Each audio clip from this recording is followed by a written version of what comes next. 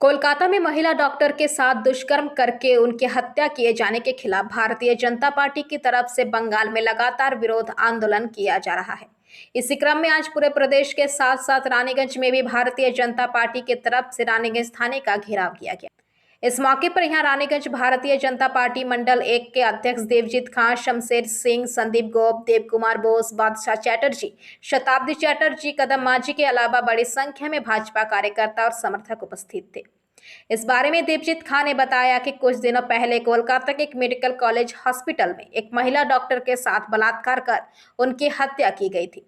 इसके विरोध में जब कोलकाता में भारतीय जनता पार्टी की तरफ से स्वास्थ्य भवन घेराव करने का कार्यक्रम कर लिया गया था, तब पुलिस द्वारा आंदोलन को कुचलने की कोशिश की गई और भारतीय जनता पार्टी के विधायक और बंगाल विधानसभा में नेता प्रतिपक्ष शुभेंदु अधिकारी सहित कई भाजपा नेताओं को गिरफ्तार किया गया। इसी के खिलाफ आज पूरे प्रदेश के साथ साथ रानीगंज में भी भाजपा की तरफ से थाना घेराव किया जा रहा है। वहीं इस बारे में भाजपा उपाध्यक्ष शताब्दी चैटर्जी ने कहा कि जिस तरह से 9 अगस्त को एक महिला डॉक्टर की उनके कार्यस्थल पर हत्या की गई, इसकी जितनी निंदा की जाए कम है, लेकिन उससे भी अफसोस की बात यह है कि प्रशासन द्वारा उसकी सही तरीके से जांच नहीं की गई और मामले को रफा दफा करने की कोशिश की गई। তা দেখতে পাচ্ছি। এর আগেও আমরা বিক্ষোভ করেছি মহিলা নির্যাতনের উপর। তখন পার্কস্ট্রিট ছিল, তখন কামদুনি ছিল, কিন্তু এই সরকারও ছিল, এই পুলিশ প্রশাসনও ছিল, তখনও এইভাবেই নির্বিকার ছিল। আর একটা আমরা ঘটনা দেখলাম, লজ্জা হয় যেখানে মুখ্যমন্ত্রী আমাদের মহিলা, যেখানে স্বাস্থ্যমন্ত্রী আমাদের মহিলা, যেখানে প্রশাসন মন্ত্রী আমাদের মহিলা, কিন্তু আমরা কোনো দিক থেকেই সুরক্ষিত বলে মনে করছি না।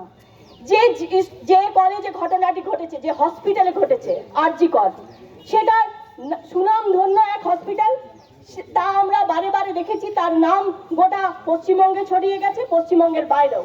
তা আমরা সোশ্যাল মিডিয়া বলুন, টিভির মারফত বলুন দেখতে পাই এবং জানিও। কিন্তু সেই মেয়েটি ওই কলেজেই পড়েছিল, সেই জায়গায় ডাক্তার প্র্যাকটিস করতো, সে ডাক্তারও হয়ে উঠেছিল, কিন্তু তার এই মর্মান্তিক দুর্ঘটনা আমরা 9 আগস্ট দেখতে পেলাম। একটা মহিলা অত্যাচারকে কি সুন্দরভাবে ঢাকা দেওয়ার জন্য প্রশাসন উঠে পড়ে লেগেছে, আমরা তা এখনো দেখতে পাচ্ছি, আজও আমরা দেখছি। যখন মেয়ে হলো, তারপর তার বাবা মাকে কিভাবে চুপ করাতে হয়, পুলিশ প্রশাসন নিজেদের সমস্ত ক্ষমতা লাগিয়ে দিয়েছিল, প্রশাসনও লাগিয়েছিল, তাই তারা তখন নির্বিকার এবং চুপচাপ ছিল। তাই মহিলা মুখ্যমন্ত্রী থাকা সত্ত্বেও যদি কর্মসংস্থানের জায়গায় মহিলা সুরক্ষিত যদি না থাকে, তো এর থেকে ধিক্কার, এর থেকে লজ্জাজনক আমাদের কাছে আর কিছু হতে পারে না। তারপরে লক্ষ্মীর ভান্ডারের মতন ছোট ছোট প্রকল্প তুলে দিচ্ছি। এই যে প্রকল্পগুলো আমরা নিয়ে মহিলাদেরকে দিয়ে যে সেদিন আপনাদের এই গ্রিলও থাকবে না, এটাও পরিষ্কার কথা। মানুষ আজকে এত গরম, আপনাদের অমানবিক অত্যাচারের বিরুদ্ধে প্রতিটা মানুষ রুখে দাঁড়িয়েছে। এই যে আরজি করের ঘটনা, এই ঘটনার অনেক আগে বামফ্রন্ট সরকারও এরকম ধরনের কয়েকটা ঘটনা ঘটিয়েছিল, সেদিনও বিজেপি পথে নেমেছে। একটা কথা মনে রাখবেন, যেখানে মায়েদের সম্মান নেই সে ঘরও যেমন টেকে না, যেখানে মায়েদের সম্মান নেই সে রাজ্যও সেখানে টিকবে না। আমরা কি দেখলাম শুধু আরজি করের ঘটনা নয়, प्रशासन पूरी तरह से उनके हाथ के बाहर जा चुका है, उनके अख्तियार में अब कुछ भी नहीं रह गया। और इस बात का प्रमाण सिर्फ इस आरजीकर की घटना से नहीं, लगातार 12 साल से जो तृणमूल कांग्रेस की सरकार चल रही है, इसने एक के बाद एक ये प्रमाणित किया है, ये व्यर्थ मुख्यमंत्री हैं और शासन और प्रशासन अब इनके चलाने लायक नहीं रह चुका है।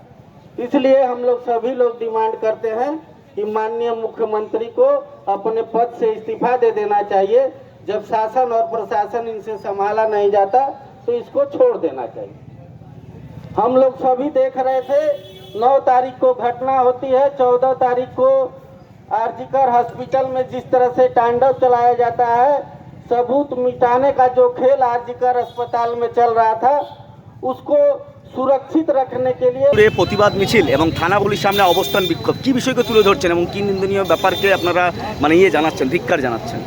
আমরা জানি আরজি করের যে ঘটনা, যে নির্মম ঘটনা ঘটেছে, তার প্রতিবাদে গতকাল বিজেপির ডাকে যে স্বাস্থ্য ভবন ঘেরাও কর্মসূচি ছিল গণতান্ত্রিকভাবে, তার পুলিশ দিয়ে জোরপূর্বক তৃণমূল সরকার আটকায় এবং তার আটকানোর পর আমাদের বিরোধী দলনেতা শুভেন্দু অধিকারী মহাশয়কে গ্রেপ্তার করে এবং বিজেপি কর্মী যারা স্বাস্থ্য ভবন ঘেরাও কর্মসূচিতে গেছিলো তাদের উপর আক্রমণ নেমে আসে, পুলিশি আক্রমণ নেমে আসে।